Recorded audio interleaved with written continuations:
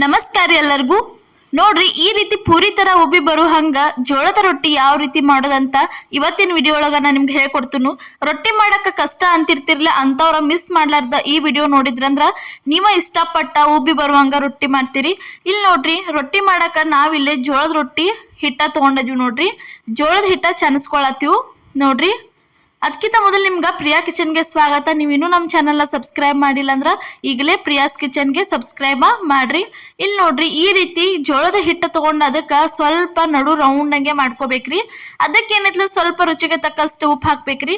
ಉಪ್ಪು ಆದ್ಮೇಲೆ ನೋಡ್ರಿ, ಇಲ್ಲಿ ಬಿಸಿ ನೀರ ಕಾಸ್ಕೊಂಡು ಇಟ್ಕೊಂಡಿದ್ವಿ. ಬಿಸಿ ನೀರು ತಂದು ಇದ್ರೊಳಗೆ ಸೇರ್ಸಾತೀವಿ. ನೋಡ್ರಿ, ಸೇರಿಸಿ ಈ ರೀತಿಯಾಗಿ ಅದನ್ನೆಲ್ಲ ಚಂದಂಗಿ ಈ ರೀತಿ ನೋಡ್ರಿ ಮಿಕ್ಸ್ ಮಾಡ್ಕೋಬೇಕ್ರಿ ಹಿಟ್ಟೆಲ್ಲ.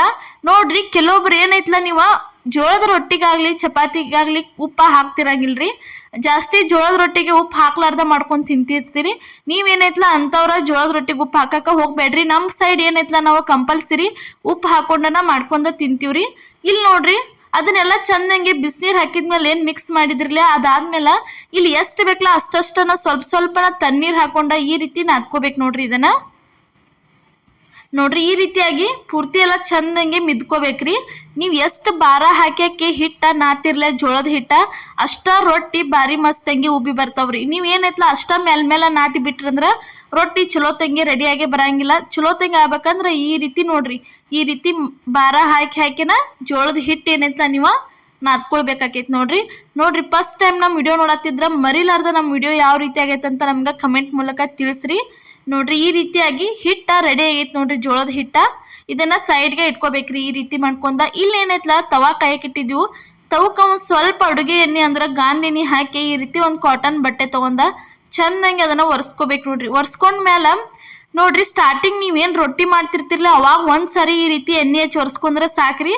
ಕೊನೆ ತನಕ ಏನು ಮಾಡಿದ ಗಜ್ಜಿಗೊಮ್ಮೆನ ಒರೆಸ್ಕೊಳ್ಳೋ ಅವಶ್ಯಕತೆ ಇಲ್ರಿ. ಇಲ್ಲಿ ನೋಡ್ರಿ, ಈ ರೀತಿಯಾಗಿ ಒಂದು ಉಳಿ ತಗೊಂಡ ಸ್ವಲ್ಪ ಉಳಿ ತಗೊಂಡ್ ಈ ರೀತಿ ಕೈಲೇ ತಟ್ಟಿ ಅದಕ್ಕೆ ಒಂದು ಸ್ವಲ್ಪ ಜೋಳದ ಹಿಟ್ಟು ಹಾಕಿ ಈ ರೀತಿ ಬಡ್ಯಾಕ ಚಾಲು ಮಾಡ್ಬೇಕು. ನೋಡ್ರಿ, ಇಲ್ಲಿ ಏನೈತ್ಲ ನೀವು ಬಲಗೈಯಿಂದ ಈ ರೀತಿ ರೊಟ್ಟಿ ತಟ್ಟಬೇಕ್ರಿ. ಈ ರೀತಿ ತಟ್ಟಿ ತಿರುಗಿಸ್ಬೇಕ್ರಿ ಬಲಗೈಯಿಂದ. ಈ ಕಡೆ ಎಡಗೈ ಏನಿರ್ತೈತಿ, ಎಡಗೈ ಕಿರು ಬೆರಳು ಇರ್ತೈತ್ಲ ಅದರಿಂದ ಆ ರೀತಿ ನೋಡ್ರಿ ಹಿಟ್ಟ ಒಳಗೆ ಅದನ್ನ ಒತ್ತಕ್ಬೇಕ್ರಿ. ಹಿಟ್ಟ ಒತ್ತಕ್ಬೇಕು ಮತ್ತು ಅಚ್ಚಿ ಕಡೆ ಬಲಗೈಯಿಂದ ರೊಟ್ಟಿ ತಿರುಗಿಸ್ಕೋತ ನೀವು ಬಡಿಬೇಕ್ರಿ. ಒಂದು ಸ್ವಲ್ಪ ರೌಂಡ್ ಆತಂದ್ರೆ ಮುಗಿತ್ರಿ. ಅದಾದ್ಮೇಲೆ ನೀವೇನೈತ್ಲ ಎರಡು ಕೈಲೇ ರೊಟ್ಟಿ ಬಡ್ಯಾಕ ಸ್ಟಾರ್ಟ್ ಮಾಡ್ಬೇಕು. ನೋಡ್ರಿ, ಇಲ್ಲೇ ತೋರ್ಸಾತೀವಿ ಯಾವ ರೀತಿ ಅಂತ ಹೇಳಿ. ಈ ರೀತಿ ಎರಡು ಕೈಲೇ ರೊಟ್ಟಿ ಬಡ್ಯಾಕ ಸ್ಟಾರ್ಟ್ ಮಾಡಿದ್ರಂದ್ರ ರೊಟ್ಟಿ ಒಂದು ಸ್ವಲ್ಪ ದಂಡಿ ಸೀಳಂಗಿಲ್ರಿ. ಅಷ್ಟು ಚಲೋ ತಂಗಿ ರೆಡಿಯಾಗಿ ಬರ್ತಾವ. ನೋಡ್ರಿ, ಈ ರೀತಿಯಾಗಿ ಬಡಿಬೇಕ್ರಿ. ಮೂಗ್ ಸೀಳಂಗಿಲ್ಲ ಏನಿಲ್ಲ, ರೌಂಡಂಗೆನ ಎಲ್ಲ ಒಂದ ಸೇಮನ ಮಸ್ತಂಗೆ ಪೂರಿ ಥರ ಉಬ್ಬಿ ಬರ್ತಾವ್ರಿ. ಇಲ್ಲಿ ತವಾ ಕಾದತ್ಲ ತವಕ್ ತಂದ ರೊಟ್ಟಿ ಹಾಕಿ ಒಂದು ಕಾಟನ್ ಬಟ್ಟೆ ತಗೊಂಡ ಸ್ವಲ್ಪ ತಣ್ಣೀರೊಳಗೆ ಎದ್ದಬೇಕ್ರಿ.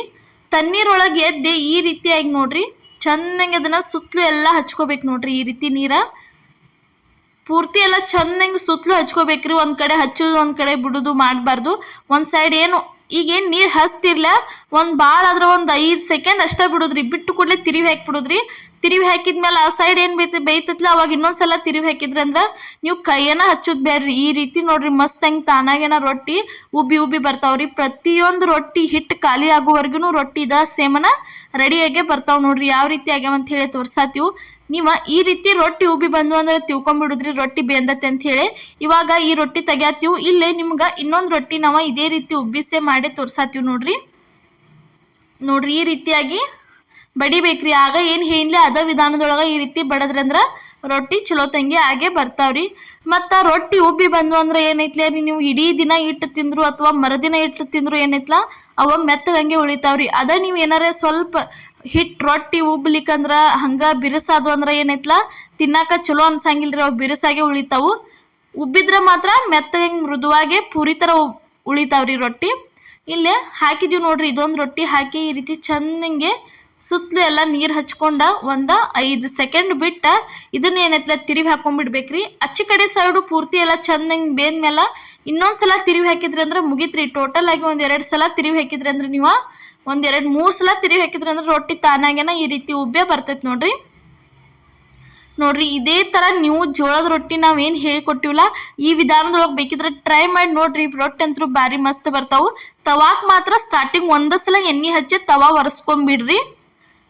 ಪ್ರತಿ ಸಾರಿ ಪ್ರತಿ ರೊಟ್ಟಿ ಮಾಡೋತ್ನ್ಯಾಗೂ ಹಚ್ಚೋ ಅವಶ್ಯಕತೆ ಇಲ್ರಿ. ಒಂದು ಸಾರಿ ಹಚ್ಚಿದ್ರೆ ಮುಗೀತು, ರೊಟ್ಟಿ ಮಸ್ತಂಗೆ ಹಾಗೆ ಬರ್ತಾವ್ರಿ. ಇಲ್ಲಿ ನೋಡ್ರಿ ಯಾವ ರೀತಿ ಉಬ್ಬಿ ಬಂದಂತ ಹೇಳಿ ತೋರ್ಸಾತೀವಿ ನಿಮ್ಗೆ.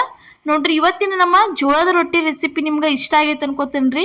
ಇಷ್ಟ ಆಗಿದ್ರೆ ಮರಿಲಾರ್ದ ಲೈಕ್ ಮಾಡಿ, ಶೇರ್ ಮಾಡಿ, ಕಮೆಂಟ್ ಮಾಡಿ. ಅದೇ ರೀತಿ ಪ್ರಿಯಾಸ್ ಕಿಚನ್ಗೆ ಸಬ್ಸ್ಕ್ರೈಬ್ ಮಾಡಿ. ಎಲ್ಲರಿಗೂ ನಮಸ್ಕಾರ.